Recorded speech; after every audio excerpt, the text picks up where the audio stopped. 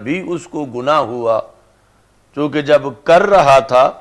تو اس وقت اس کی نیت ارادے کے اندر یہی چیز تھی کہ وہ کسی اجنبیہ کے ساتھ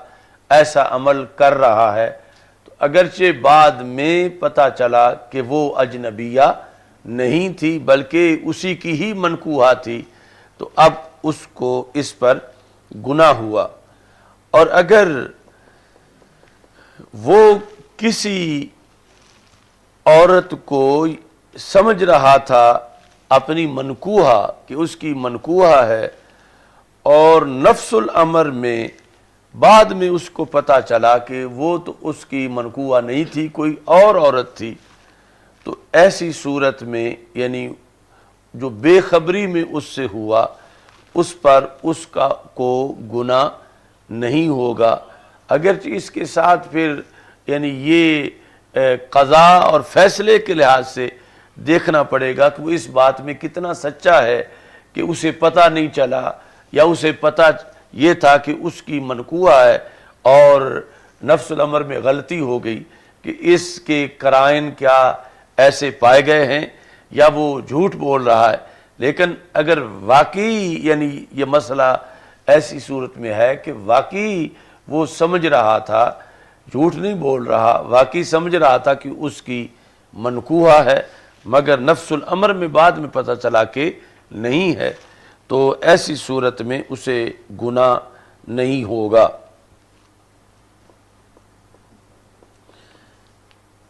اسی طرح مثلا شراب کے بارے میں ہے کہ ایک بندہ ایک مباح چیز جو ہے پینے والی اس کو شراب سمجھ کے پی رہا ہے، یعنی اس کا عقیدہ ہے اس کے بارے میں کہ یہ معاذ اللہ وہ شراب پینے لگا ہے، لیکن بعد میں پتہ چلا کہ وہ شراب تو تھی نہیں، تو وہ تو ایک مباح مشروب تھا، تو اب ایسی صورتحال میں اس کو شراب پینے کا ہی گناہ ہوگا اگرچہ اس نے ایک مباح چیز پی ہے۔ اور دوسری طرف اگر وہ سمجھ یہ رہا تھا کہ مباح چیز ہے، 100% اس کا یہی عقیدہ تھا، لیکن نفس الامر میں وہ مباح نہیں تھی، وہ شراب تھی، تو ایسی صورت میں اسے گناہ نہیں ہوگا، جبکہ فیصلہ کرتے وقت یہ چیز یقینی طور پر معلوم کی جائے گی کہ واقعی جو وہ کہہ رہا ہے اس قول کے اندر وہ سچا ہے کہ اسے مباح ہی سمجھتا تھا، اور غلطی یہ ہوئی کہ وہ نفس الامر میں مباح نہیں تھی۔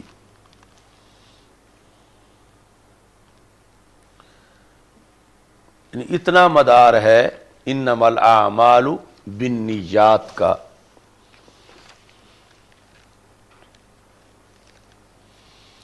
ایسے ہی اس نے اپنی بیوی کو کہا انت طالقن،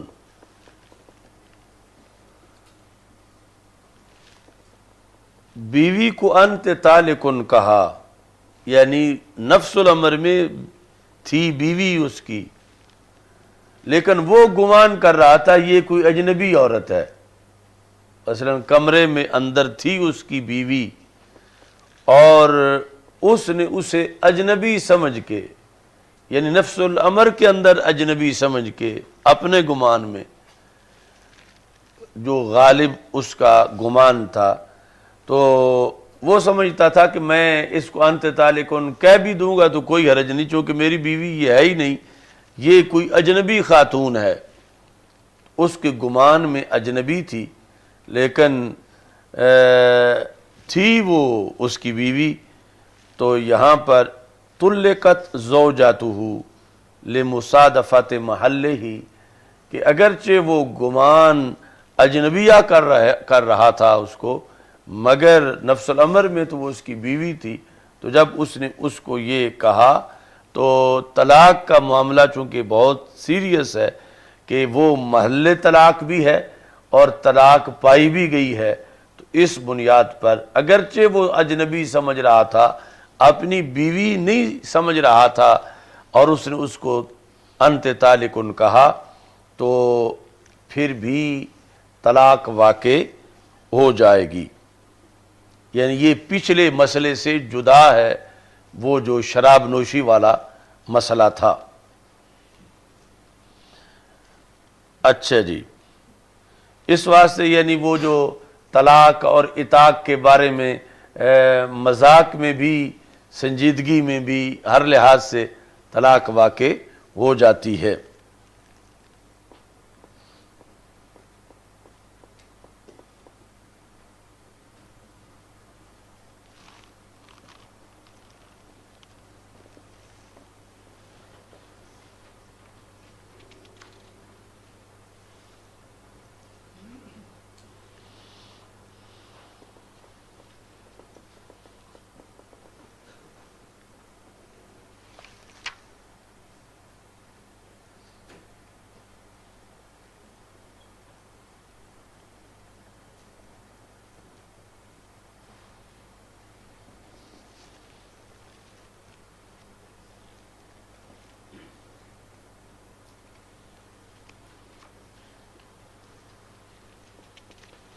اور یہ نیت کا ہی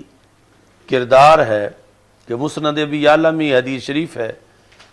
کہ قیامت کے دن رب ذوالجلال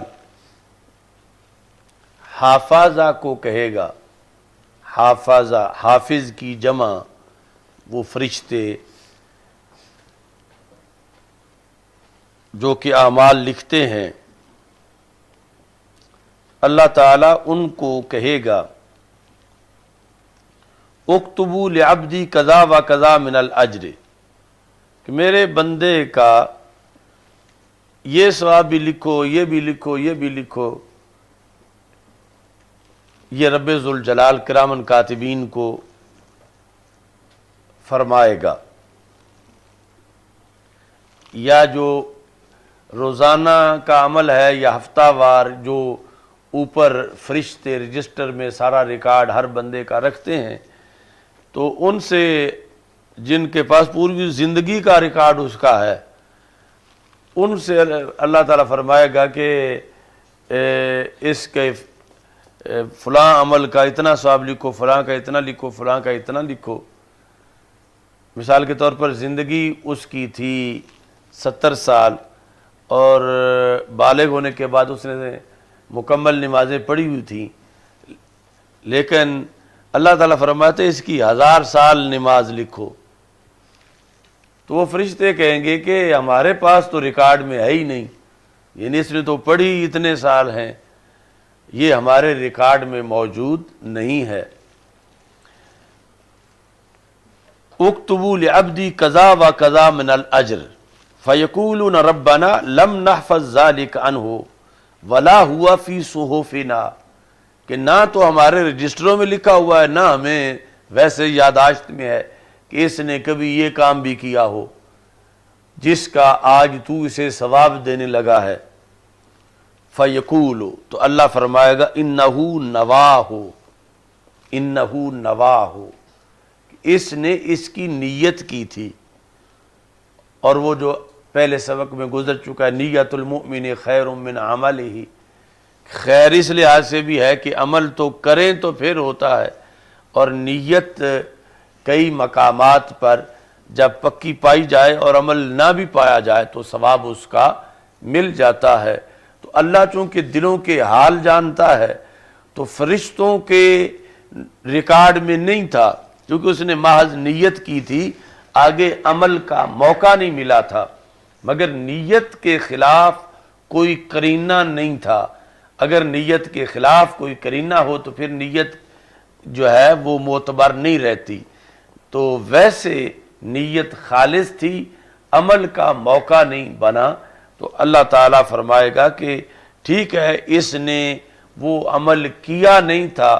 اس لیے تمہیں تمہاری یادداشت میں بھی نہیں ہے اور تمہارے رجسٹر میں بھی نہیں ہے،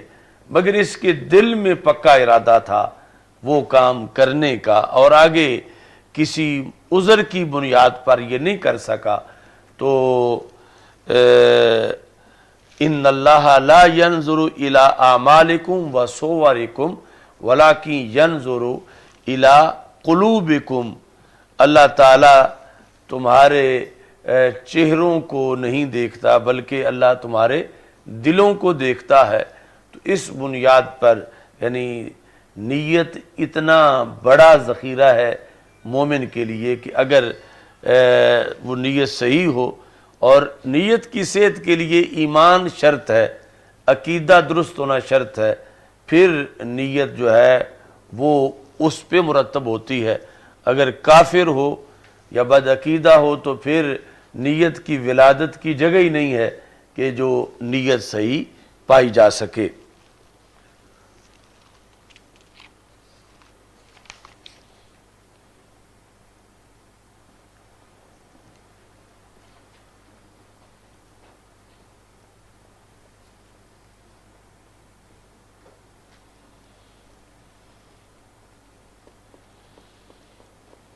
وَإِنَّمَا لِكُلِّ امْرِئٍ مَا نَوَىٰ، ہر بندے کے لیے وہ ہے جو اس نے نیت کی۔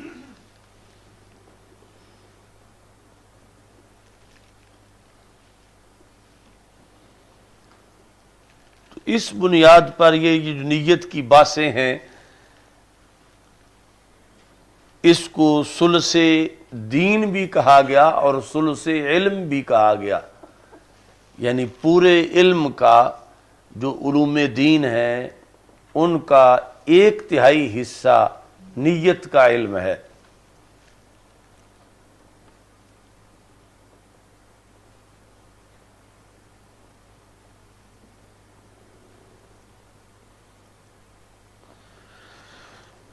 اچھا جی،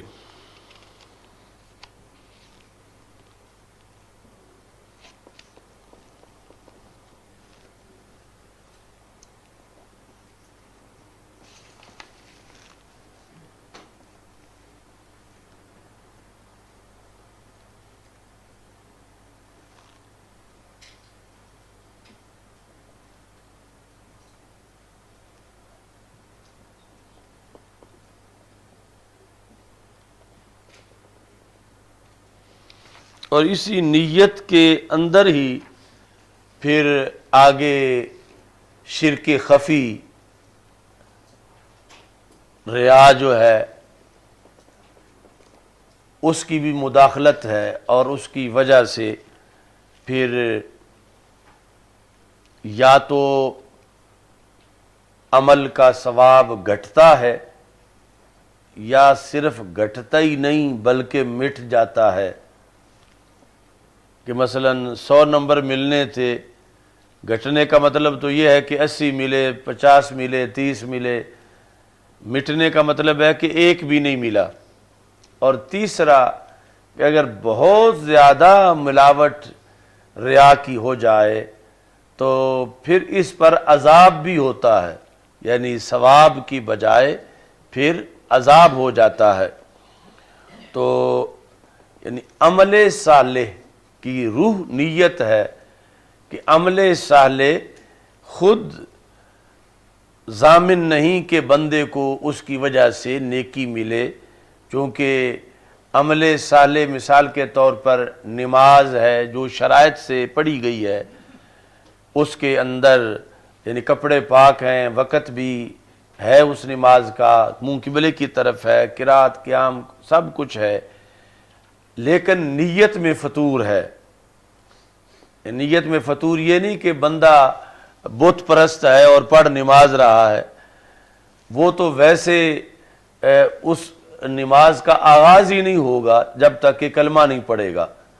تو ہے کلمہ گو۔ آگے یہ ہے کہ نماز پڑھنے میں اس کے دل کے اندر یہ چیز داخل ہے کہ کاش کہ نماز پڑھتے ہوئے میرے کوئی محلے دار آ جائے کہ جو مجھے دیکھ لے کہ میں نماز پڑھتا ہوں، یا کاش کہ اس وقت یعنی یہ وہ ارادہ لے کے یہ پڑھ رہا ہے مسجد میں جا کر یا کسی جگہ پہ کہ کوئی مجھے دیکھے اور مجھے کہے کہ یہ تہجد گزار ہے، یہ نفل بھی پڑھتا ہے۔ تو اب یہ جو صورتحال ہے، یعنی باقی ساری چیزیں صحیح ہیں، ارکان میں، شرائط میں، واجبات مستحبات میں کوئی کمی نہیں، لیکن نیت میں یہ چیز ہے تو اس کی بنیاد پہ یعنی نماز کا ڈھانچہ صحیح مکمل پائے جانے کے باوجود آگے 3 صورتیں ہو سکتی ہیں کہ یہ عمل صالح اتنا جامع، ایک کہ اس نیت کے فطور کی وجہ سے نماز کا ثواب گھٹ جائے، دوسرا کہ بالکل ختم ہو جائے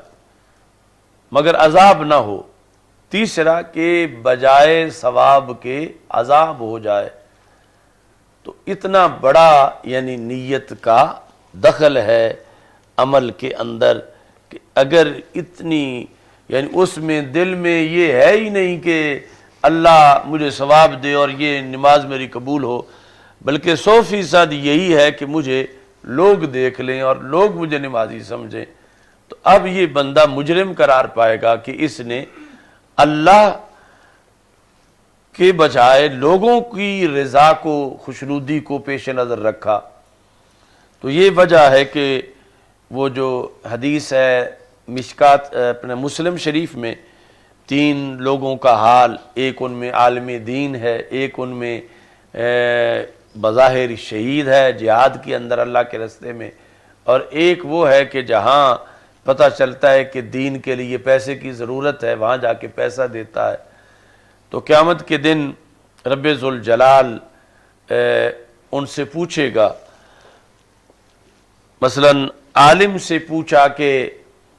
تجھے تو میں نے دنیا میں بھیجا، پیدا کیا، صحت دی، تو بتا تو نے میرے لیے کیا کیا؟ تو ہر عالم کی یہ بات نہیں، ایسے ہی ہر مجاہد کی یہ بات نہیں، اور ہر صدقہ و خیرات کرنے کی والے کی یہ بات نہیں، لیکن کچھ معاذ اللہ ایسے ہوں گے جن کی یہ بات رسول پاک صلی اللہ علیہ وسلم نے بیان فرمائی۔ تو عالم کہے گا، یعنی علماء سے بعض عالم جن میں یہ چیز پائی گئی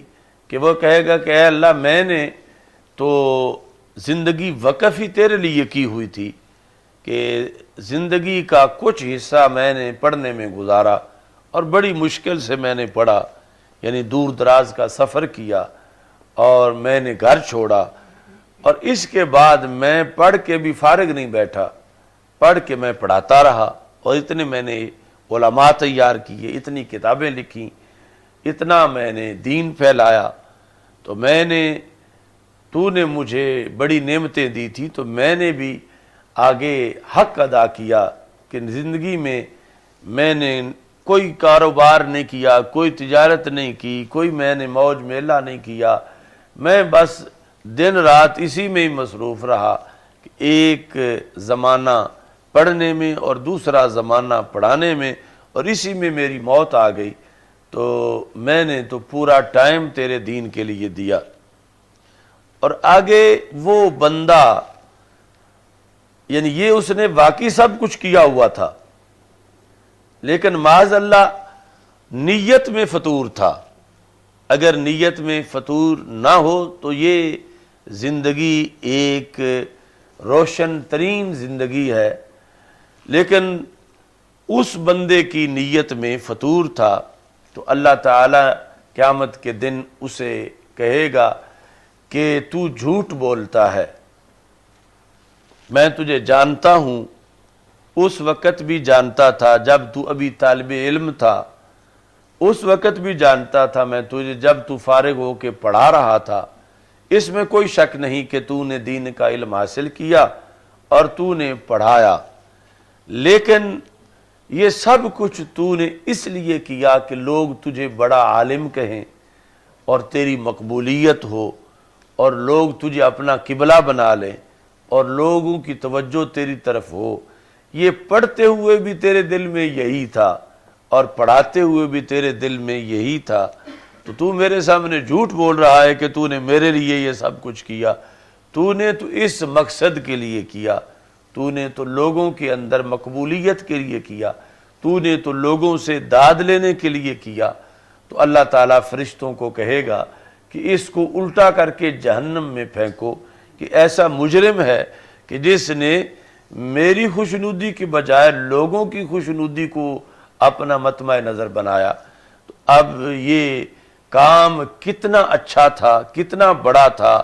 کتنا جامع تھا، اور اس میں کوئی فراڈ بھی نہیں تھا کہ یہ سارا کام بوگس ہو، نہیں، حقیقت میں تھا، مگر نیت کا فطور جو ہے اس کی وجہ سے نہ پورا ثواب ملا اس کام کا، نہ آدھا ملا، نہ یہ کہ چلو ثواب نہیں تو کوئی گرفت بھی نہ ہو، بلکہ ایسی گرفت ہوئی کہ اسے الٹا کر کے جہنم میں پھینکا گیا۔ تو اتنا یعنی بڑا دخل ہے نیت کا، اور پھر اتنا ضروری ہے کہ نیت کا محاسبہ کیا جائے، نیت کی تلاشی لی جائے، اور یہ کہ روزانہ ایک وقت ہو کہ بندہ صبح سویرے اپنی نیت ایک بار صحیح کر لے، اور ایسا نہ ہو کہ پوری زندگی گزر جائے تو وہ فساد نیت کا ساری زندگی کے پانی پھیر دے، کہ اگر کہیں خراب ہوئی ہے تو وہ کسی ایک دن یا گھنٹے یا کچھ وقت کے لیے محدود ہو گئی، آگے پھر نیت صحیح ہو گئی۔ تو اس بنیاد پر یعنی انما الاعمال بالنیات، اور اس کو ثلث علم کہا جاتا ہے اور ثلث دین کہا جاتا ہے، کہ اس کا اتنا بڑا دخل ہے کہ اول تو عمل کرنا کتنا مشکل ہے، یعنی وہ بندہ جو قیامت کے دن یہ جواب دے رہا تھا اس نے کتنی مشکل سے پڑھا اور پھر کتنی مشکل سے پڑھایا، اور ادھر اسی عمل کی وجہ سے جہنم بھی گیا، اور دوسری طرف شہادت ہے۔ اللہ فرمائے گا تو نے میرے لیے کب جہاد کیا؟ تو نے تو اس لیے کیا تھا کہ لوگ تجھے نڈر صف شکن مجاہد کہیں، تو وہ تو لوگوں نے کہہ دیا تجھے، تیری مشہوری ہو گئی، تو تیرے عمل کی جزا جس وجہ کے لیے تو نے کیا تھا وہ تو تمہیں مل گئی۔ آج میرے پاس تیرے لیے کوئی جزا نہیں ہے، بلکہ تو مجرم ہے کہ تو نے میری خوشنودی کو تو پس پشت ڈالا اور لوگوں کی بلے بلے کو تو نے پیش نظر رکھا۔ تو اس بنیاد پہ فرشتوں کو حکم دے گا کہ اسے بھی معاذ اللہ الٹا کر کے جہنم میں پھینکو۔ اور ایسے ہی وہ مالدار جو بظاہر یعنی ہر جگہ دین کے لیے خرچ کرتا ہے لیکن دل میں فطور ہے، تو اس سے بھی اللہ پوچھے گا کہ تجھے مال دیا، صحت دی، تو نے کیا کیا؟ وہ بھی کہے گا یا اللہ میں نے تو حق ادا کیا، جہاں بھی پتہ چلتا تھا کہ مسجد کو ضرورت ہے، مدرسہ کو ضرورت ہے، غریب مسکین کو ضرورت ہے، تو میں مال وہاں جا کے دے آتا تھا۔ تو اللہ تعالیٰ فرمائے گا کہ تو جھوٹ بولتا ہے، میں نے اس وقت بھی تیرے دل سے واقف تھا جب یہ سارے کام تو کر رہا تھا کہ تیری نیت میری رضا نہیں تھی، بلکہ تو فلاں مقصد کے لیے لوگوں سے داد وصول کرنے کے لیے، یا یہ کہ تجھے سخی کہا جائے، تو نے ایسا کیا۔ تو فرشتوں کو کہے گا کہ یہ مجرم ہے کہ جو اللہ کی خوشنودی کو چھوڑ کے بندوں کی خوشنودی کو ترجیح دیتا رہا، تو معاذ اللہ اسے الٹا کر کے جہنم میں پھینکو۔ تو یہ مدار ہے نیت پر اعمال کا، کہ ایک تو ہے نا کہ جرم کرتا رہا بندہ ساری عمر، بدکاری، شراب نوشی، چوری، ڈاکہ، تو وہ مارا گیا، جہنم میں پہنچا، اور یہ ساری زندگی نیکی کرنے والے بھی جہنم میں پہنچے کہ نیت کے اندر فطور تھا۔ اور یہ ہے یعنی شرک اصغر، کہ اللہ کے ساتھ کسی اور کو شریک بنایا ہوا ہے، کہ نماز اللہ کی پڑھ رہا ہے، ساتھ یہ ہے کہ محلے دار بھی دیکھ لیں، یعنی یہ بت پرست نہیں ہے، نہ اس عمل سے اس کی بیوی کو طلاق ہوگی، نہ یہ ہے کہ یہ تجدید ایمان کرے۔ اس بنیاد پر یہ شرک خفی ہے اور شرک اصغر ہے، لیکن آگے جا کر اتنا بڑا نقصان بھی ہے ساتھ، اور یہ کہ اس نے غیر اللہ کو اپنا مقتدا بنایا اور یعنی پیش نظر رکھا، اگرچہ جب وہ ویسے توحید پرست تھا، ایمان صحیح تھا، تو جہنم میں دائمی نہیں رہے گا، پھر جہنم سے اس کو نکال کے جنت بھیج دیا جائے گا، چونکہ دائمی جہنم میں شرک جلی والا رہے گا، کافر رہے گا، اور یہ ریا والا اپنے گناہ کی سزا لے کر جس نوعیت کا ریا ہے تو اگر معمولی سی امیزج تھی پھر تو یہی ہے کہ ثواب میں کمی واقع ہوگی اور اسے جہنم نہیں بھیجا جائے گا. لیکن جب اس درجے کا ہے، تیسرے درجے کا، کہ جب ثواب ملے ہی نہیں، الٹا عذاب بھی اس کی خرابی کی وجہ سے فیصلے میں آ گیا، تو پھر اس کو معاذ اللہ اتنا نقصان ہوگا، مگر بالآخر جہنم سے نکل کے جنت میں چلا جائے گا.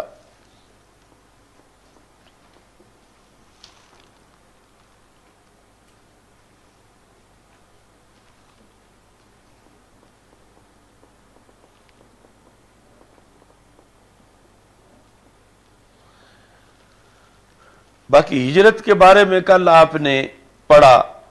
لا ہجرت بعد الفتح، اور اس میں یہ کہ فتح مکہ کے بعد ہجرت نہیں، مکہ مکرمہ سے. باقی اسلام کے اندر جو ہجرت ہے اس کی 5 قسمیں ہیں. ایک ہے ہجرت حبشہ،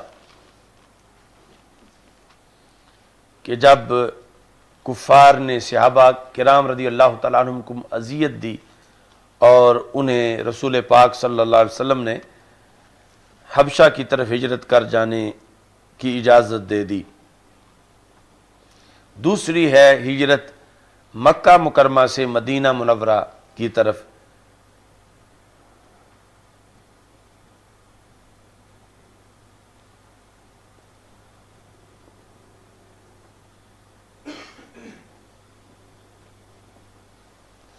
تیسری ہے کہ مختلف قبائل کی ہجرت مدینہ منورہ کی طرف فتح مکہ سے پہلے.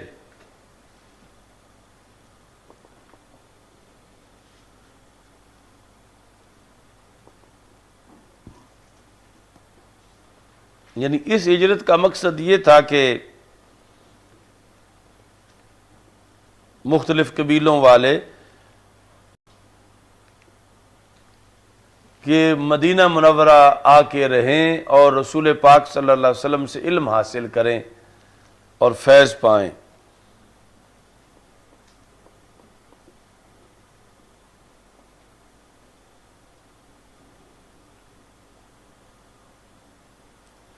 چوتھے نمبر پر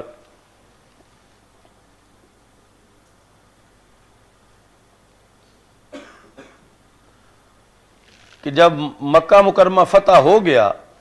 تو اس کے بعد جو لوگ مکہ مکرمہ میں اس موقع پر اسلام لائے، فتح مکہ کے موقع پر، تو ان میں سے کچھ لوگ مدینہ منورہ گئے کہ ہم رسول پاک صلی اللہ علیہ وسلم سے علم حاصل کریں اور پھر ہم لوٹ کے آ جائیں گے مکہ مکرمہ. جس طرح کہ حضرت صفوان بن امیہ رضی اللہ تعالی عنہ اور ان کے علاوہ جو فتح مکہ کے مہاجر تھے.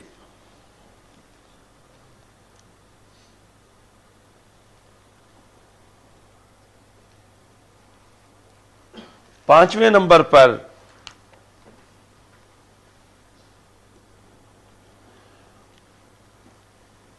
وہ ہے کہ المہاجر من ہاجر ما نہی اللہ عنہ، کہ رسول پاک صلی اللہ علیہ وسلم نے فرمایا مہاجر وہ بندہ ہے کہ جو ہر اس کام سے دور ہو گیا، یعنی ہجرت میں ترک کرنا ہے، چھوڑنا ہے، یعنی جس نے ہر برا کام چھوڑ دیا وہ مہاجر ہے. ہر برا کام، گناہ کی ہر وادی سے جس نے علیحدگی اختیار کر لی وہ مہاجر ہے، اور اس مہاجر کو اہم ترین مہاجر کہا گیا ہے.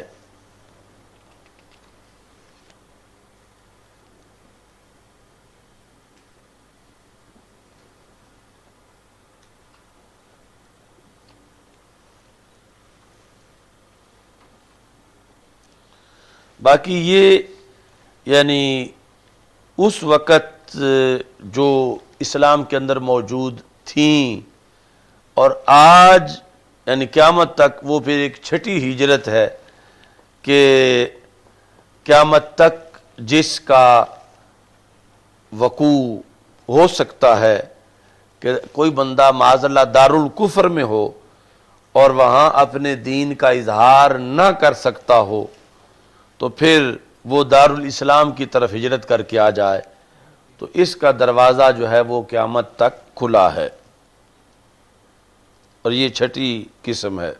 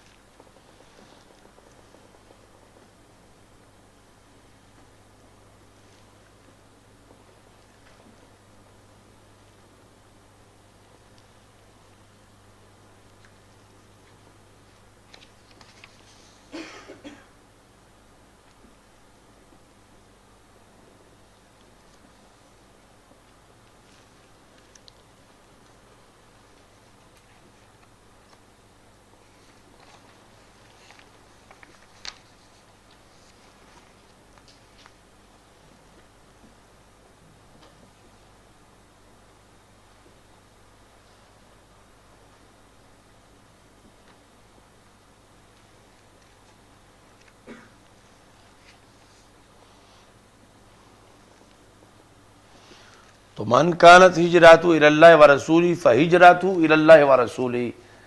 تو دوسری طرف دنیا کے لحاظ سے فرقہ فہجراتہ الی ما ہاجر الیہ، یعنی وہاں یہ دہرایا نہیں گیا فہجراتہ الی دنیا او الی امرات ینکحھا، بلکہ وہاں کنایے کے ساتھ ہی اس کو ذکر کر دیا گیا کہ وہ اللہ اور اللہ کے رسول صلی اللہ علیہ وسلم، ان کے تو شایان شان یہ ہے کہ ان کا بار بار نام لیا جائے اور بار بار ذکر کیا جائے، مگر یہ دنیا اور عورت یہ تذکرہ ایسا نہیں کہ اس کو بار بار کیا جائے، لہذا اس کو پھر ماں کے ساتھ ہی ابہام میں بیان کر دیا گیا۔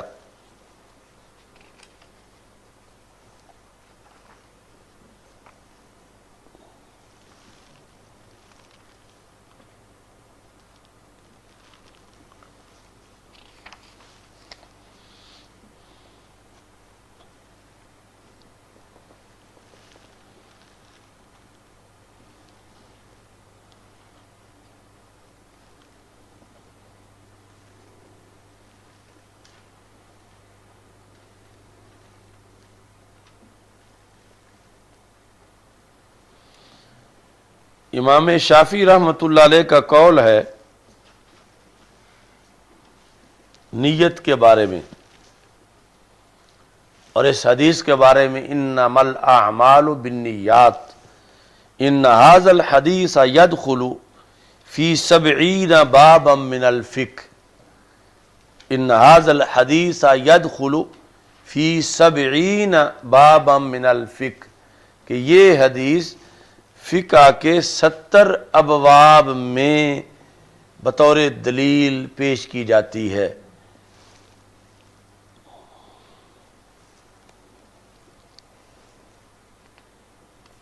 اور اس کا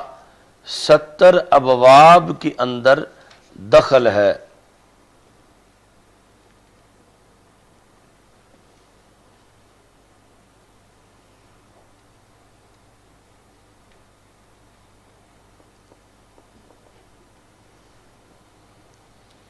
اور یہ کہتے ہیں کہ یہ جو 70 کا آپ نے لفظ بولا، یہ کوئی تحدید نہیں ہے کہ صرف 70 ہی، یہ مبالغہ کے لیے ہے۔ جس طرح ہم بھی اردو میں کہیں کہ میں نے تجھے 70 بار سمجھایا ہے، تو یہ تحدید کے لیے نہیں ہوتا بلکہ کثرت کے لیے ہوتا ہے، تو ایسا ہی آپ نے بھی فرمایا۔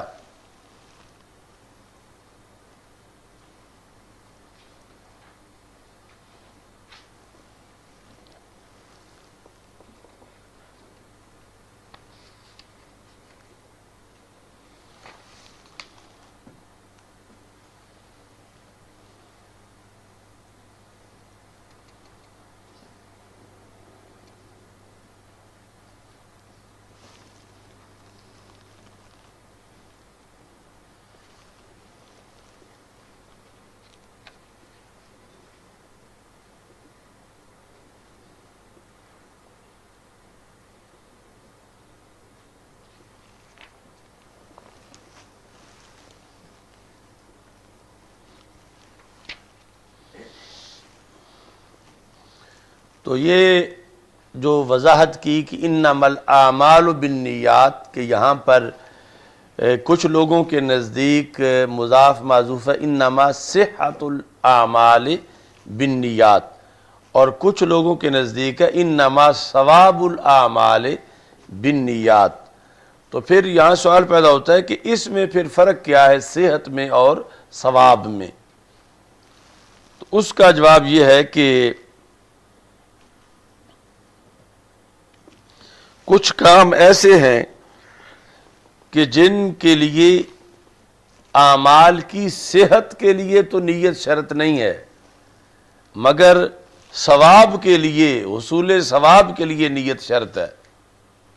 صحت تو عمل کی نیت کے بغیر بھی پائی جائے گی کہ عمل صحیح ہوگا، مگر اس پہ ثواب تب ملے گا جب نیت بھی پائی جائے گی. مثال کے طور پر شرمگاہ ڈھانپنا، اب نیت کے بغیر کوئی چادر تہ بند باندھ لے یا شلوار پہن لے تو صحت تو پائی گئی عمل کی کہ شرمگاہ ڈھانپنے کا عمل صحیح ہو گیا، مگر ثواب تب ہوگا کہ جس وقت نیت ہوگی اس کے اندر کہ میں اللہ کے حکم کے مطابق، شریعت کے حکم کے مطابق یہ کام کر رہا ہوں. تو پتہ چلا کہ آگے چل کے صحت اور ثواب میں بھی فرق ہے کہ صحت عمل تو ہے کہ جب اس نے شرمگاہ ڈھانپ لی کپڑے کے ساتھ تو یہ نہیں کہا جائے گا کہ شرمگاہ کا ڈھانپنا ہی نہیں پایا گیا. شرمگاہ کا ڈھانپنا تو پایا گیا ہے، لیکن ثواب تب ملے گا جب ڈھانپنے کے اندر نیت ہے کہ میں اللہ کے حکم پر، رسول پاک صلی اللہ علیہ وسلم کے حکم پر یہ کام کر رہا ہوں، تو پھر اس پر ثواب ہوگا. ورنہ صرف صحت عمل تو ہوگی مگر ثواب عمل نہیں ہوگا. ایسے ہی اذان پڑھنا، اگر نیت کے بغیر کسی نے کلمات صحیح پڑھے وقت صحیح پر تو اذان پائی گئی، لیکن ثواب تب ملے گا جب اس نے نیت سے اذان پڑھی، تو پھر صحت پر ثواب بھی مرتب ہوگا.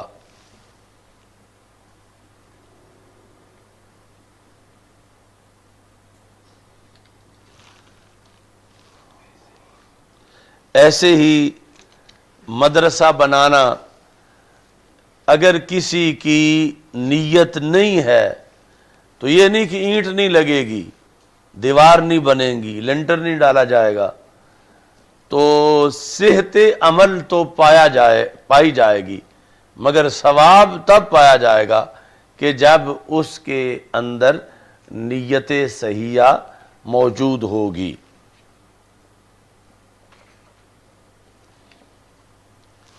ایسے ہی کلاس میں آ کے پڑھنا، حضور مجلس علم، نیت کے بغیر بھی پایا جائے گا، یعنی صحت اس کی، کہ یہ نہیں کہ جس کی نیت نہیں ہے یا نیت غلط ہے کہا جائے کہ یہ دارالعلوم میں حاضر ہی نہیں ہے، تو حضور کی صحت پائی جائے گی مگر ثواب جو ہے اس کا مدار پھر نیت پر ہے کہ جب نیت صحیحہ ہے تو پھر ثواب ملے گا، ورنہ معاذ اللہ ثواب نہیں ملے گا.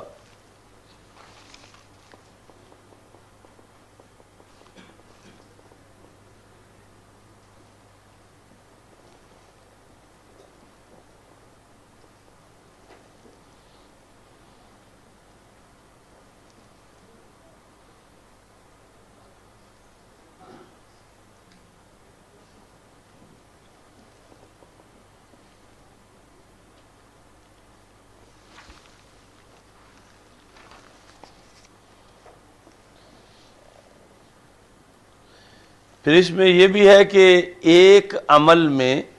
متعدد نیتیں کی جا سکتی ہیں، صحیح نیتیں، اور پھر ایک ہی عمل پر متعدد نیتوں کی بنیاد پر متعدد اعمال کا ثواب بھی مل سکتا ہے۔ عمل ایک ہے کرنے میں، مگر عمل 10 ہیں ثواب میں۔ مثال کے طور پر یعنی ایک بندہ مدرسہ میں آیا پڑھنے کے لیے، یعنی مثلا جن کی رہائش لاہور میں ہے تو گھر سے وہ نکلا ہے کہ میں مدرسہ میں جا کے سبق پڑھوں، ساتھ اس نے یہ بھی نیت کر لی کہ میں مدرسہ میں جاؤں تاکہ پتہ چلے کہ کون سا ساتھی بیمار ہے اور کون سا تندرست ہے، تو اگر کوئی بیمار ہو تو میں اس کی عیادت کروں۔ اب عیادت کی نیت بھی اس نے ساتھ کر لی۔ ساتھ یہ ہے کہ اگر کوئی ایسا ہو کہ جس کو کھانا کھلانے کی ضرورت ہے تو میں جاؤں تو پھر حالات کا پتہ چلے گا تو میں اس کو کھانا کھلاؤں۔ ساتھ یہ ہے کہ میں مدرسہ میں جاؤں تو مجھے اس وقت جو مجموعی حالات ہیں اہل سنت کے یا ملک میں مسلمانوں کے یا دنیا میں، اس کے بارے میں مجھے کچھ آگاہی ہو، یا یہ کہ میں مدرسہ میں جاؤں تو مجھے تعارف ہو کہ کون کون سی اچھی کتاب مل سکتی ہے، وہاں سے ظفر کے پاس سے میں کتاب لوں۔ اب مثال کے طور پر اس نے 5 نیتیں کر لیں، تو اب عمل تو ایک ہے کہ وہ چل کے آیا ہے، اس ایک عمل پر جب نیتیں 5 ہیں تو 5 قسم کے ثواب اسے ملیں گے نیت صحیح ہونے کی صورت میں۔ اگر اسی عمل کے ساتھ 10 نیتیں کر لے تو 10 ثواب ملیں گے، 10 قسم کے۔ ایک یہ بھی وجہ ہے نیت المومن خیر من عملہ، کہ عمل تو ایک رہتا ہے، نیتیں کئی ہو سکتی ہیں، یعنی اسی ایک عمل کے لیے، اور اسی ایک عمل پر پھر اس نیت کے مطابق ہر دوسرے نئے عمل کا ثواب بھی مل جاتا ہے۔ اچھا جی،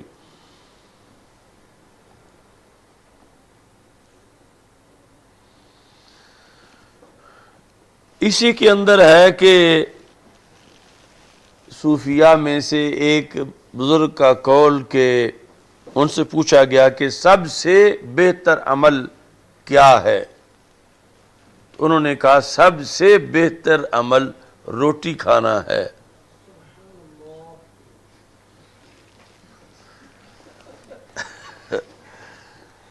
تو اس سے ان پر کچھ سے پوچھا گیا کہ یہ روٹی کھانے کی کیا فضیلت ہے کہ آپ کے نزدیک سب سے بہتر عمل روٹی کھانا ہے؟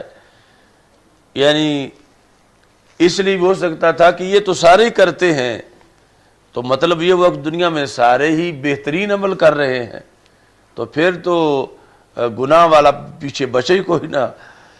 تو انہوں نے کہا کہ یہ سب سے بہترین عمل ہے اس بنیاد پر کہ بندہ روٹی کھاتے وقت یا روٹی کھانے کے لیے جاتے وقت یہ نیت کر رہا ہو یا اس لیے روٹی کھائے کہ روٹی کھاؤں گا تو پھر میں جسم میں قوت پاؤں گا تو قیام کر سکوں گا، رکوع کر سکوں گا، سجدہ کر سکوں گا۔ اگر روٹی نہ کھائی تو بالآخر اٹھنے کے قابل بھی نہیں رہوں گا تو نماز کیسے پڑھوں گا؟ روٹی کھاؤں گا تو پھر میں پڑھنے کے لیے جا سکوں گا، اگر روٹی نہ کھاؤں تو پھر میں پڑھنے کے لیے کیسے جا سکوں گا؟ تو جس نے روٹی کھانے میں یہ نیت کر لی، اتنا بڑا کردار ہے کہ نیت نے روٹی کھانے کو بھی سب سے بہترین عمل بنا دیا، کہ اگر روٹی کھانے کے اندر یہ نیت ہے کہ میں ویسے پیٹ کا تنور بھرنے کے لیے نہیں بلکہ میں اس لیے کھاؤں کہ میری یادداشت صحیح رہے، کیونکہ بھوکے بندے کو پھر دن میں تارے نظر آنا شروع ہو جاتے ہیں، تو اس لیے کہ میں صحت مند رہوں، اس لیے کہ مجھ میں انرجی رہے، تو اب روٹی کھانا ہی بہترین عمل، روٹی کھانا بھی بہترین عمل جو ہے وہ بن جائے گا اس اچھی نیت کی بنیاد پر۔ اس لیے ہی ائمہ نے یہ لکھا کہ وَالنَّوْمُ يَنْوِي بِرَاحَةَ الْبَدَنِ لِيَنْشُطَ لِلْعِبَادَةِ، کہ جو بندہ سوتا ہے ضرورت کے لیے، سونے میں یہ نیت کرتا ہے کہ میں کچھ سو لوں تاکہ عبادت جو ہے وہ اچھے طریقے سے کر سکوں، یہ نہیں کہ عبادت میں بھی سویا رہوں، تاکہ عبادت اچھی طرح میں حضوری کے ساتھ کر سکوں، غفلت نہ ہو عبادت میں، تو میں کچھ وقت سو لوں۔ تو اب سونے کے اندر جب یہ نیت ہے تو پھر سونا بھی عبادت ہے، تو اس پر بھی اسے ثواب ملے گا۔ اب اس نیت کے بغیر بھی تو نیند پائی جاتی ہے، تو صحت نیند تو ہے، مگر ثواب نیند جو ہے وہ تب ہے جب اس کے اندر یہ نیت پائی جائے گی۔ تو اتنا بڑا کردار ہے نیت کا۔ باقی ہر چیز کے آگے پھر قواعد و ضوابط ہیں۔ اب یہ عاصم بادشاہ جو ہے یہ پکڑا جائے اس حالت میں کہ سویا ہی پڑا ہے 12 بجے تک، اور پھر دیکھا جائے تو ظہر کے بعد پھر سویا ہوا ہے، عصر کے بعد پھر سویا ہوا ہے، یعنی دوسرے نمبر میں سونے کا لکھ نکال رہا ہے جی۔ تو اب اس سے یہ پوچھا جائے کہ کیوں، تو یہ کہ میں نے یہ سنا ہے کہ سونے کی بڑی فضیلت ہے، تو اس بنیاد پر ثواب عمل اس میں لینا چاہتا ہوں۔ تو اب شریعت کہے گی کہ جس سونے کی فضیلت ہے، ایک تو اس کا حساب ہے کہ وہ محدود وقت کے لیے ہو، تو اب محدود وقت کے لیے جب ہے تو اس بنیاد پر نیت مانی جائے گی کہ مثلا جو 4-5 گھنٹے 24 گھنٹوں میں سویا مجبوری کے پیش نظر، تو کہ میں سو جاؤں تاکہ میں صحیح پڑھ سکوں، میں سو جاؤں تاکہ صحیح عبادت کر سکوں، تو اب تو یہ نیت یہ اس کی صورتحال نیت کے منافی نہیں ہے۔ لیکن جس وقت یہ ہے کہ 24 گھنٹوں میں 4 گھنٹے جاگتا ہے اور 20 گھنٹے سوتا ہے، اور اب وہ کہ میری نیت یہ ہے کہ میری نیند بھی عبادت بن جائے، تو اب وہ نیند کا عبادت بننا مشکل ہے، کہ یعنی نیت ایسی معلوم نہیں ہو رہی، اگرچہ وہ تو دعوے دار ہے عاصم، مگر یہ کہ آگے قرائن بھی ایسے ہوں کہ واقعی وہ اس طرح کا ہے، تو پھر جا کے نیت جو ہے وہ اثر انداز ہوگی۔ چلو ابھی انما الاعمال بالنیات کا سفر جاری ہے، اللہ منزل پہ پہنچنے کی توفیق عطا فرمائے۔ الحمدللہ رب العالمین والعاقبۃ للمتقین والصلاۃ والسلام علی رسولہ الکریم۔ استغفر اللہ لا الہ الا اللہ وحدہ لا شریک لہ، لہ الملک ولہ الحمد وہو علی کل شیء قدیر۔